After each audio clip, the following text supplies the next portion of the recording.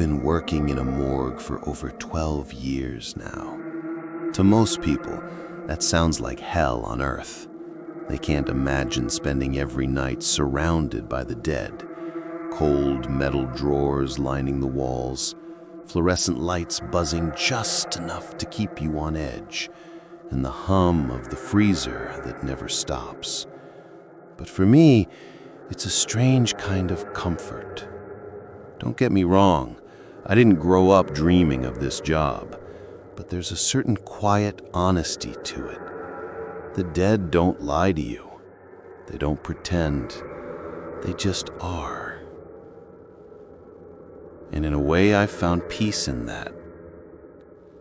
Still, there are things they don't put in the training manuals. Things you only learn from the ones who've been here long before you. We call them the laws, rules passed down like whispered warnings. At first, I thought they were just old superstitions, traditions meant to spook the rookies. But after 12 years, I can tell you every one of them exists for a reason. One of the first laws I was told still makes my skin crawl when I repeat it. If you hear your name being called in the morgue, do not answer. They say it'll never come out clear the first time. The dead don't get your name right all at once. It starts broken, syllables, a scrape of a voice trying to remember what it once was. If your name is Michael, you might first hear just Mitch, trailing off like a breath that never finished. The next time, maybe Mitcha. And then finally, the whole thing, Michael. The law is simple.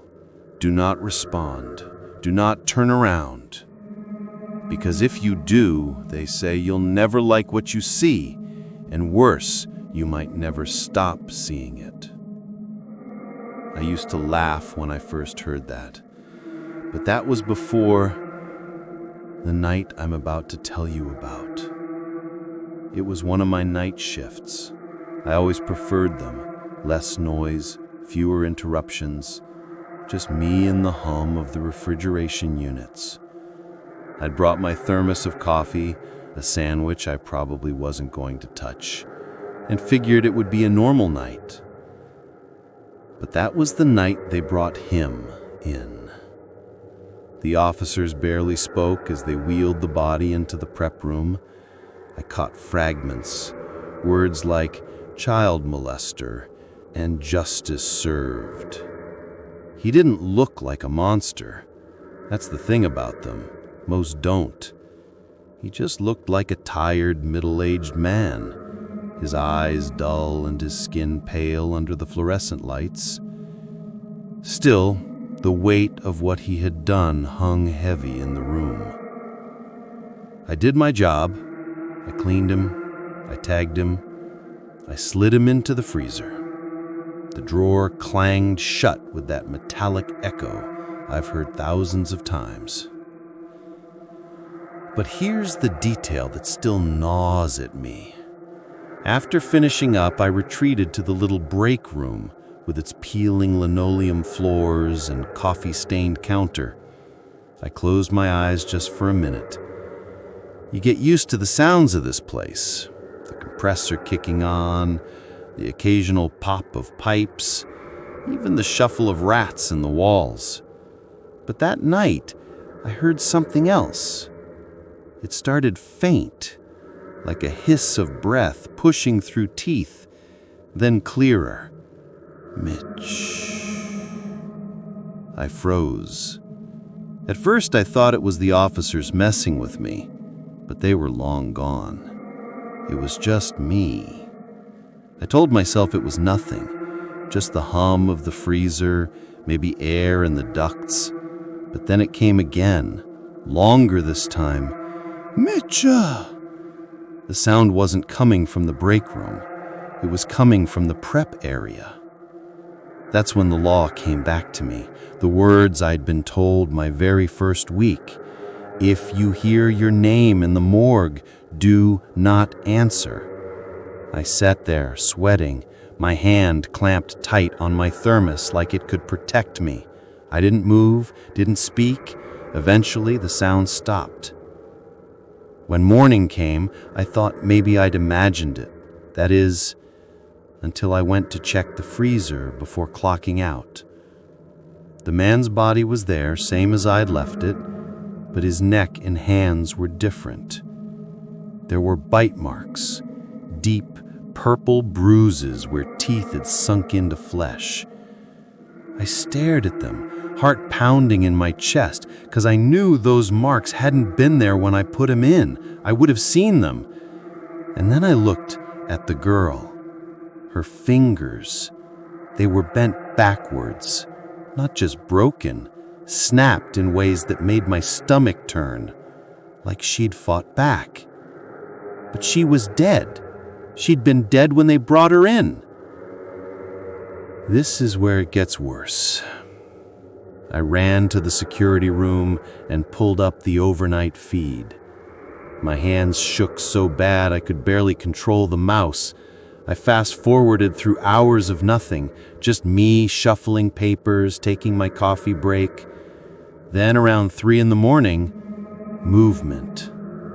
At first it was just shadows, a flicker of something shifting inside the freezer drawers, and then clear as day on the grainy camera, I saw the drawer slide open. The man's drawer. Only he didn't climb out. Something else pulled him. I couldn't see it, not really, but his body jerked like invisible hands had yanked him sideways. The girl's drawer opened an inch, and then the feed cut to static. I rewound it a dozen times, each time the same impossible sequence. When the picture cleared again, both drawers were shut, but I swear I could see the faintest smear of blood on the steel handle. And this is the part that keeps me awake at night. As I sat in that room staring at the flickering monitor, I heard it again. Soft, almost tender. Michael. Perfectly pronounced this time. I didn't turn around. I didn't answer. I just sat there, trembling, waiting for my shift to end. Because I knew, if I acknowledged it, if I gave it even the smallest recognition, it wouldn't stop. It would follow me home. I've never told anyone at work about that night. I still follow every law they taught me. I never answer when I hear my name. I never look into the shadows too long. And if you're wondering why I'm telling you this now, it's because I need you to know something. The rules aren't just stories. They're survival. And if you ever find yourself alone in a morgue and you hear a broken voice trying to shape your name, don't answer. Don't turn around. Because once they learn how to say it, they'll never stop calling. I've worked in the morgue for a good part of my adult life, mostly in the autopsy room. It's not the kind of job you grow up dreaming about. People expect doctors, teachers, engineers. Nobody ever says, "I want to spend my nights with the dead." But that's where I found myself. And for reasons I still can't fully explain, I liked it. There's something about the silence of the autopsy room. No ringing phones, no pointless small talk, no demands from the living. Just stillness. But if you've ever been around the dead long enough, you learn something people on the outside don't want to hear. The dead carry a kind of power, not just weight in memory or grief. I'm talking about something beyond human knowledge, a presence.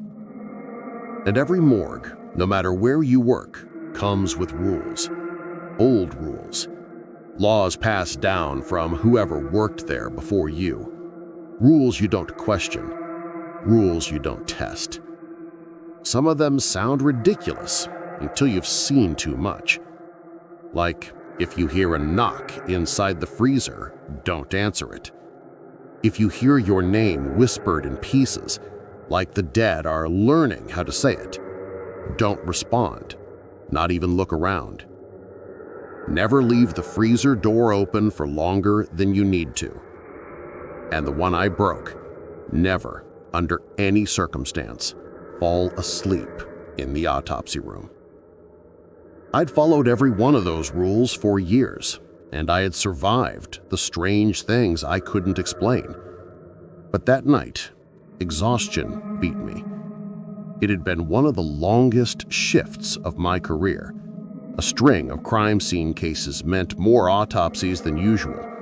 Gunshots, blunt trauma, overdoses, one after another laid out on the steel tables under that buzzing fluorescent light that never lets you forget where you are. The air smelled like disinfectant, coppery blood, and that sickly sweet odor of decay that clings to your clothes no matter how many showers you take. By the time it was close to midnight, my head was pounding. My back ached from bending over bodies for hours, and the hum of the autopsy room, the low thrum of the refrigerators, the occasional flicker of the light, it all became a kind of lullaby I couldn't fight. So I made my mistake. I sat down on the little chair tucked against the wall, closed my eyes for just a second, and sleep pulled me under. When I woke, I knew immediately something was wrong. My head throbbed with a sharp, pulling pain at the scalp, like my hair had been yanked too tight. I reached up and my stomach dropped. My hair was braided. 7 strands, neat, tight, knotted in ways I hadn't worn in years. I froze in that chair, my fingers trembling as I traced each braid. Before I had closed my eyes, my hair was loose, messy from a long shift. I'm a light sleeper, so light that my coworkers joked that a pin dropping could wake me up. There was no way anyone could have stood over me, touching my head, sectioning strands of my hair, without me bolting awake. Unless it wasn't anyone alive. At first, I told myself it had to be a prank. My coworker maybe trying to scare me. So I marched straight to her, ready to call her out. But she didn't even let me finish before shaking her head, eyes wide, voice steady. No, absolutely not. I wouldn't dare, and you know it. The certainty in her face, the way she refused so quickly, drained the heat right out of my anger. That's when fear started to settle in. We pulled the CCTV footage. I can still see it in my head. Grainy, washed out, black and white, the timestamp ticking as I slept slumped in that chair. For the first few minutes, nothing. My chest rose and fell, my head tilted against my shoulder, my hair loose, normal. Then, at 12:13 a.m., the lights flickered twice. The footage glitched, and for a few seconds the screen went black. When it came back on, my hair was braided, tight, and my head, I swear this is the part that still makes my stomach twist. My head was facing the opposite direction. In the before shot, my chin was tilted toward the freezer wall. After the flicker, my head was turned sharply towards the autopsy cable, like something had rotated me while I slept, and I didn't move. Not an inch. This is where it gets scarier. When we slowed down the footage, frame by frame, there was one moment, barely half a second, when the light flared white, and behind me, just over my shoulder, was a shadow. A figure that wasn't there before, wasn't there after. It didn't look like my coworker. It didn't look like anyone I knew. Its shape was wrong, hunched, like its head tilted too far to one side. After that, I couldn't stay. I lasted one more week. Every shift, the autopsy room felt heavier, like the air pressed against my chest. Every flicker of the lights made my skin crawl. Every creak of the freezer doors sounded like a knock meant for me. And every night, when I washed up and looked in the mirror, I swore my hair felt tighter, like invisible hands were still trying to braid it again. I left the morgue after that. I told everyone it was burnout, stress, long hours. But the truth? I know I broke the rule. I know I fell asleep in the autopsy room. And I know the dead noticed. I've worked night shifts at the morgue long enough to know the rules. People always think the creepiest part is being surrounded by bodies, but that's not true. The stillness you get used to. The smell? Eventually you stop noticing it, though it's always there, faint and metallic, mixed with chemicals and that cold, damp chill that seeps into your clothes. The real horror comes when something breaks the silence. That night, I was the only one on duty. It was close to 1 a.m. The overhead lights buzzed softly, throwing a pale, sickly glow over the stainless steel tables. The hum of the refrigerator units in the wall was the only constant sound. I had paperwork scattered across the desk, my pen tapping out a nervous rhythm I didn't even realize I was doing. We had brought in a body earlier that evening, a man in his 30s, killed in a violent crime. I won't say his name, but his face stuck with me. He had a long scar along his jaw, almost surgical in how clean it looked, and his hands were stiff, like he'd been gripping something even in death. They placed him on one of the side tables, sheet drawn up to his chest. I remember glancing at him as I passed, just out of habit, the way you check a door to make sure it's locked. His eyes were closed then, like they were supposed to be. But the second time I passed, something felt different. I froze in my tracks. His eyelids weren't shut the way they had been. They looked strained, like the skin was being pulled from underneath. Just the faintest line of wetness where the lashes didn't quite meet. I told myself it was nothing. That body shift, that fluids move, that I'd probably just imagined it because I was tired. But when I walked back across the room, I swear those eyes were open just a fraction wider, and then wider still. It wasn't like someone had simply pried them open. It was worse. It was slow, deliberate. The way you or I might peel our eyes open when trying to wake from a heavy sleep. I forced myself to look away, to shake it off. My chest felt tight, like all the air had been sucked out of the room. I sat down at the desk, put my hands over my face, and whispered to myself, "You're just tired. That's all this is." But when I lowered my hands, my stomach dropped. Through the glass window at the far end of the room, I could see into the morgue compound outside, the stretch of cracked pavement leading toward the fence line. And there he was, the same man. Only he wasn't lying still anymore. He was walking. No, not walking, not exactly. His body leaned at a sharp angle, like a tree halfway uprooted in a storm. His head hung lower than his shoulder, and his feet dragged unevenly across the ground. It wasn't straight. It wasn't natural.